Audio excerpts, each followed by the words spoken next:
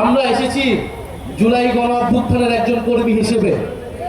আমরা মনে করি বাংলাদেশ আজ আক্রান্ত হয়েছে। শরীফ ওসমান হাদির গায়ে গুলি লাগার মাধ্যমে জুলাই বিপ্লব এবং বাংলাদেশ আক্রান্ত হয়েছে। বাংলাদেশ যতবার আক্রান্ত হয় ততবার তরুণরা নেমে আসে। আজকেও আমরা শহীদ মিনারে একত্রিত হয়েছি সেই গণ অভ্যুত্থানের ঐক্যের প্রতীক হিসেবে। সংগ্রামী বন্ধুগণ, স্বরাষ্ট্র উপদেষ্টার পদত্যাগের দাবি উঠেছে। আমরা মনে করি নৈতিকভাবে উনি আর এই দায়িত্বে থাকতে পারেন না।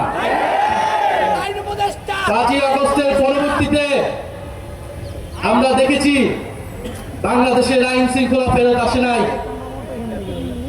বাংলাদেশে জুলাই গণ অভ্যুত্থানের অংশগ্রহণকারী আমরা বারবার আপনাদেরকে সাবধান করেছি, কিন্তু আজকে আমার ভাইকে গুলি খেয়ে জীবনের ঝুঁকি নিয়ে আজকে তাকে বাংলাদেশ গত 16 বছরে সকল বিরোধী দল মতকে দমন করতে ব্যবহার করা হয়েছিল। এত অভিজ্ঞ আমাদের গোয়েন্দা সংস্থা, তারা গুণ খুন সবকিছু দক্ষতার সাথে করতে পেরেছিল, কিন্তু 5ই আগস্টের পরে তাদের দক্ষতা কোথায় যেন চলে গিয়েছে। তারা এখন আর কাউকে গ্রেফতার করতে পারে না। তারা খুনিকে বাংলাদেশের বর্ডার থেকে পার হতে দিতে পারে। তারা 72 ঘন্টা পার হলেও কোন খুনিকে গ্রেফতার করতে সক্ষম হয় না। ফলে শুধু স্বরাষ্ট্র উপদেষ্টা নয়, কোথা থেকে এই ধরনের খেলা চলছে সেই ডিপ স্টেট নিয়ে আপনাদেরকে কথা বলতে হবে, সেই গোয়েন্দা সংস্থা নিয়ে আপনাদেরকে কথা বলতে হবে।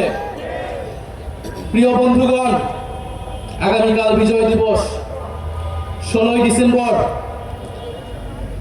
এই বিজয়ের প্রাক্কালে বাংলাদেশের 54 বছরের ইতিহাস আমাদেরকে পর্যালোচনা করতে হয়।